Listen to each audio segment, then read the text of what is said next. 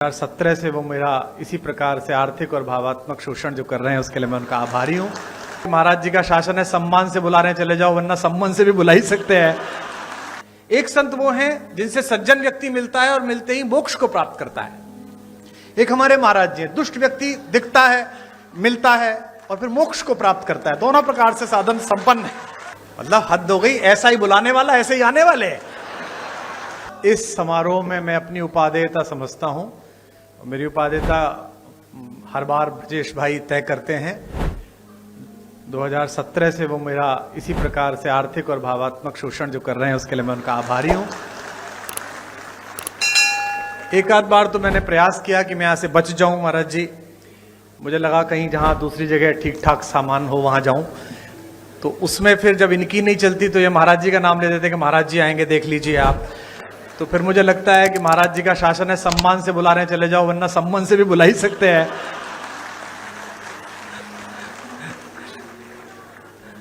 हमारे मुख्यमंत्री जी पे इतनी चर्चा होती है, मैं पूरे भारत में जाता हूं, इतनी चर्चा होती है। लोग कहते हैं कि वे तो संत हैं, वे तो पीठाधीश्वर हैं और शासन, और हमारे यहाँ जो घटनाएं होती रहती हैं, अपराध मुक्त जो प्रदेश हुआ, तो मैंने लोगों से कहा कि देखो संतों का काम ही होता है। दो प्रकार के संत हैं।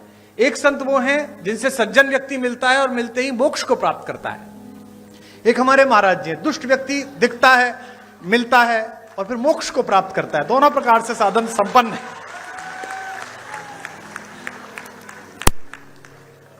और आवश्यक भी है, क्या करें, देश ऐसी स्थिति में आ गया है। पहले डॉक्टर्स RX लिखते थे, वो RDX लिखने लगे हैं, क्या करेंगे आप। तो ऐसे समय में तो बहुत आवश्यक है। आदरणीय रक्षा मंत्री जी ने बड़ा उल्लेख किया। मेरा सौभाग्य रहा कि अटल जी की कृपा, उनका स्नेह मुझ पर भी रहा, और वो लगातार अपने घर पर एक गोष्ठी करते थे जिसमें रक्षा मंत्री जी की उपस्थिति होती थी, आदरणीय दिनेश भैया की उपस्थिति होती थी।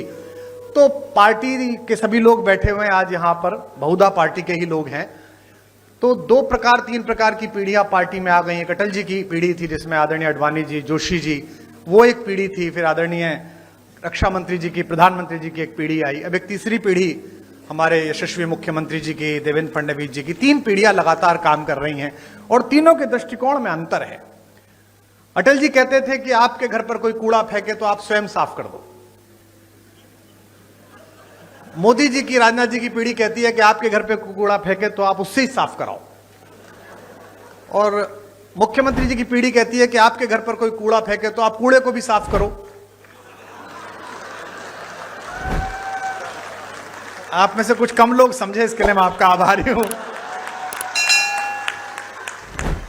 समय की मर्यादा है, सीमा है।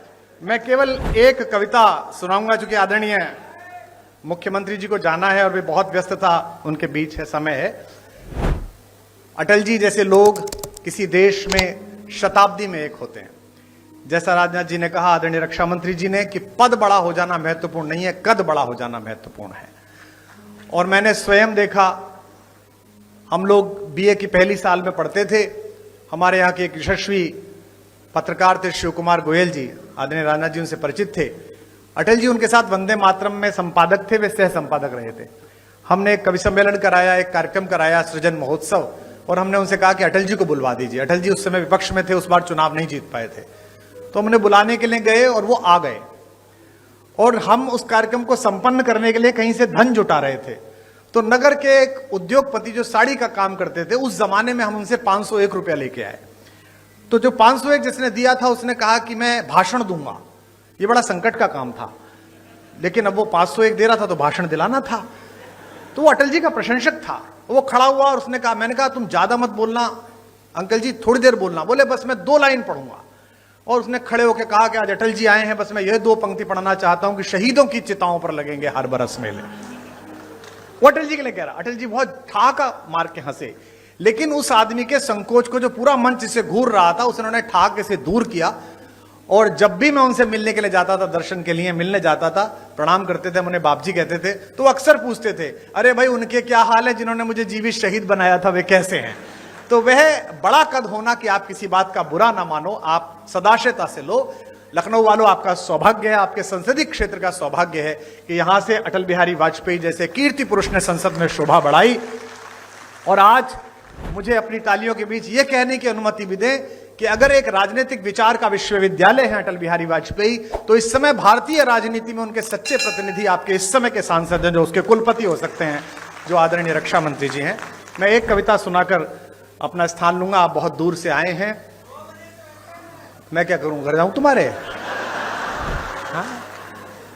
मतलब हद हो गई, ऐसा ही बुलाने वाला ऐसे ही आने वाले।